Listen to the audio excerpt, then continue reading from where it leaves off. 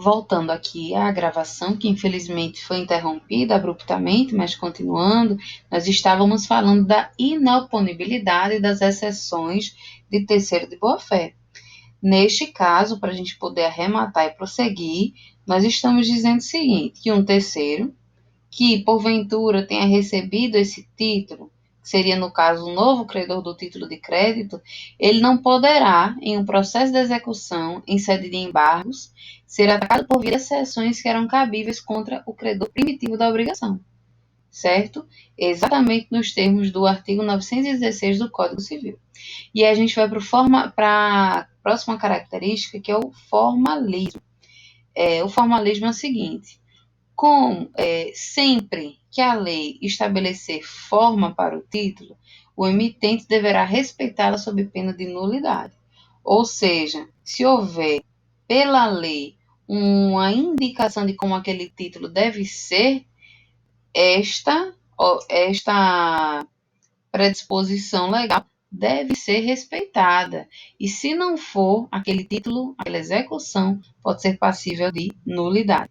E aí vem a executividade, que advém justamente dos termos do artigo 104 do CPC, que fala quais são os títulos que são executáveis, né? Quais são os títulos executivos extrajudiciais.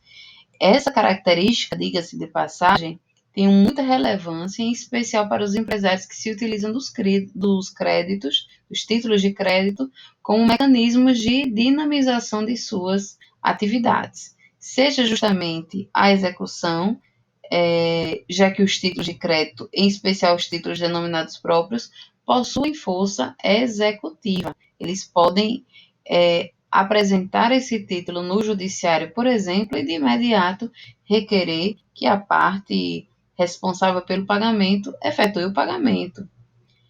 E com relação a essa força executiva, nós temos que observar que ela permite a utilização da ação de execução, que a gente inclusive já mencionou aqui diversas vezes, como meio de cobrança do título de crédito, independendo, portanto, de um processo de conhecimento para tal finalidade, o que permitiria ao devedor procrastinar o pagamento da obrigação. Então, ter um título de crédito é uma espécie de garantia de que, ao menos, o processo de cobrança judicial será muito mais célere.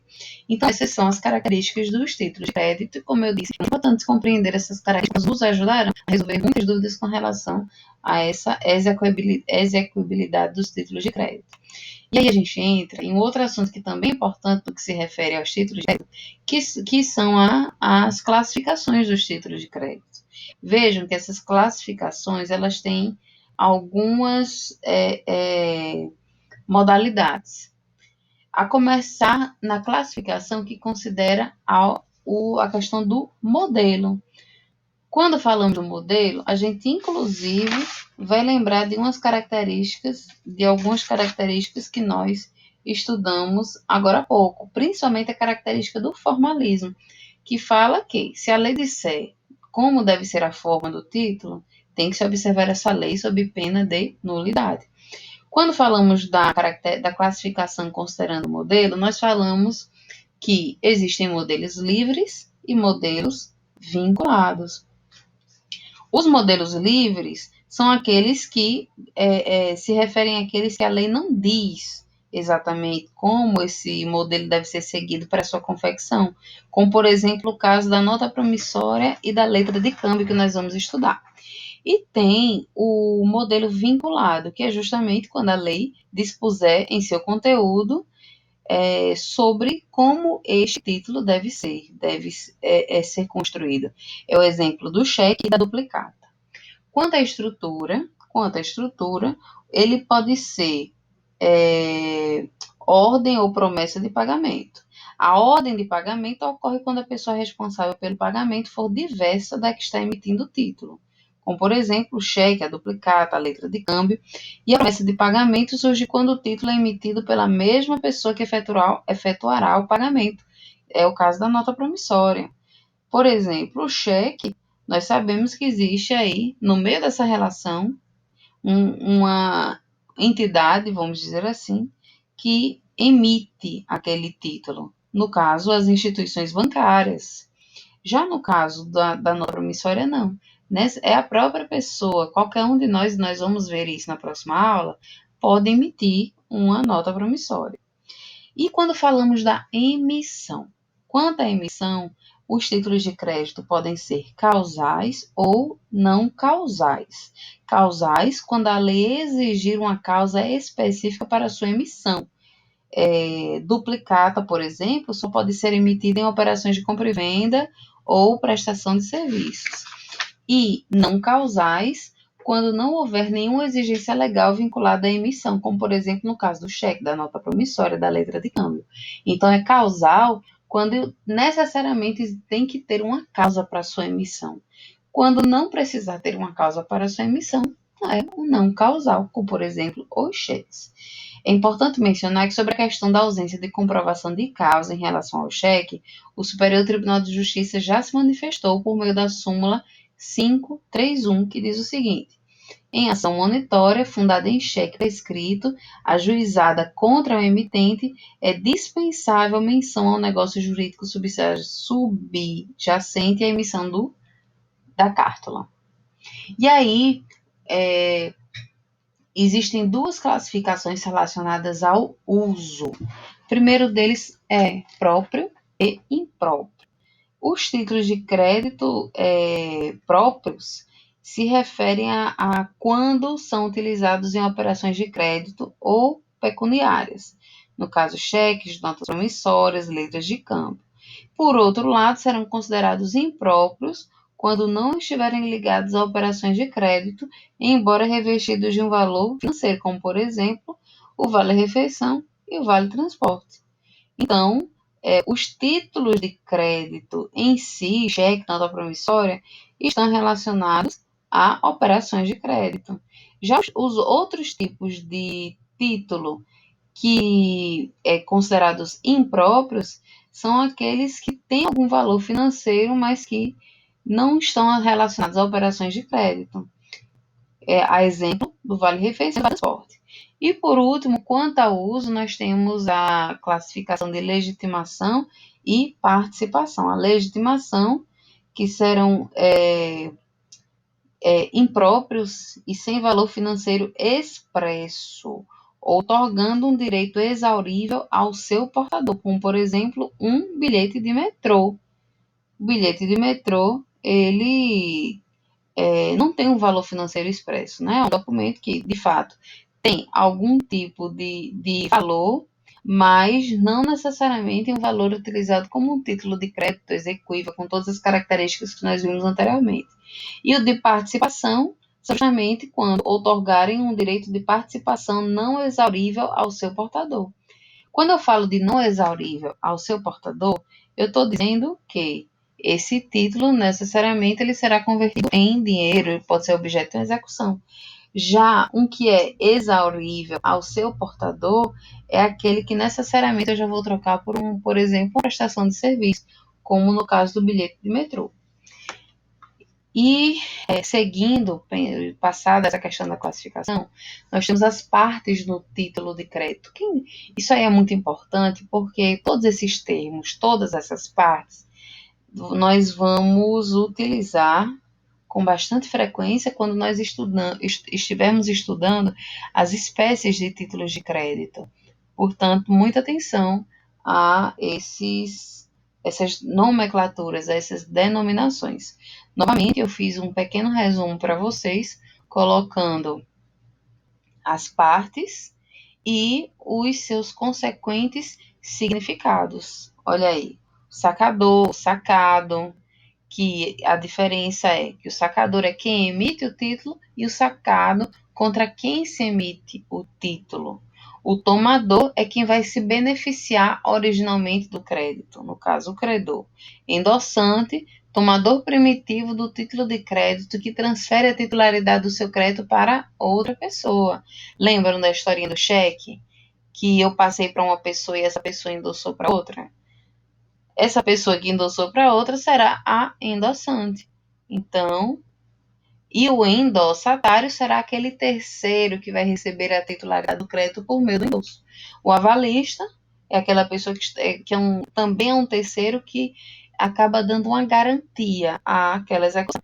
E o avalizado é a pessoa que recebe a garantia ofertada pelo avalista. Esses termos, nós vamos, como eu disse, instrumentalizar bastante. Portanto, é muito importante o conhecimento. E aí nós temos as regras aplicáveis aos títulos de crédito, que se comunicam muito com as classificações que nós acabamos de falar, as partes dos títulos de crédito, e aí precisamos associar essas regras aos procedimentos relacionados aos títulos de crédito. Primeiro é o saque. O saque é o ato de emissão do título de crédito, que não se confundem com o resgate ou recebimento do título. Por que falamos isso, essa observação aqui? Porque muitas vezes usamos as denominações comuns de mercado, gerando certa confusão com os termos jurídicos. Haja vista que o saque no mercado se confunde com o recebimento do título. A gente fala muito, né? Não vou sacar esse cheque do banco. Então, a esta operação, nós não podemos denominar de saque. O saque para o direito é o ato de emissão do título e não de recebimento do valor. E aí a gente vai para o aceite. Aceite é o ato pelo qual o devedor ou a pessoa por ele indicada ratifica a obrigação assumida. O aceite se dá por meio da assinatura do aceitante na frente ou no verso do título, situação em que deverá constar a palavra aceito. E o não aceito gera o vencimento antecipado da dívida, permitindo que o tomador efetue de imediato a cobrança do título contra o devedor principal. Além disso, pode acontecer o aceito parcial. Eu posso aceitar só uma parte daquele valor, como crédito, como dívida. Quando eu aceito só essa parte, nós estamos falando do aceito parcial, conhecido também como aceito limitativo ou modificativo, quando o sacado só estará obrigado até o limite previsto no aceite. O endosso é o meio próprio que gera a possibilidade do credor negociar o título. Novamente, lembrem do exemplo do cheque. Porém, pode acontecer o endosso em preto, o endosso em branco, o endosso impróprio, o endosso calção, o endosso mandato e o endosso penhor. Qual a distinção entre cada um desses? Vamos lá, rapidamente. O endosso preto, quando indicar a quem o título deverá ser transferido. O endosso em branco, quando for utilizado sem identificar o endossatário. Eu assino, autorizo o endosso, mas deixo em branco em relação a quem vai ser o endossatário. Existe ainda o endosso impróprio, que é utilizado em situações em que se transmite a posse, mas não a titularidade do crédito, podendo ser também o endosso calção, feito somente para oferecer uma garantia, e o endosso mandato, feito somente para possibilitar a representação do beneficiário em sua ausência no ato de cobrança. E também não configura transferência de titularidade. E, por último, o endosso penhor, que se trata de uma modalidade imprópria de endosso nos termos do artigo 1451 do Código Civil. É importante a gente destacar também que, como o título de crédito é circulável e, em razão disso, considerado coisa móvel, pode ser objeto de penhor como forma de garantia de dívida e será considerado endosso impróprio, pois não possui como objeto a transferência definitiva dos direitos creditícios previstos na cártula, mas sim apenas transitório para garantir a obrigação contraída pelo seu beneficiário.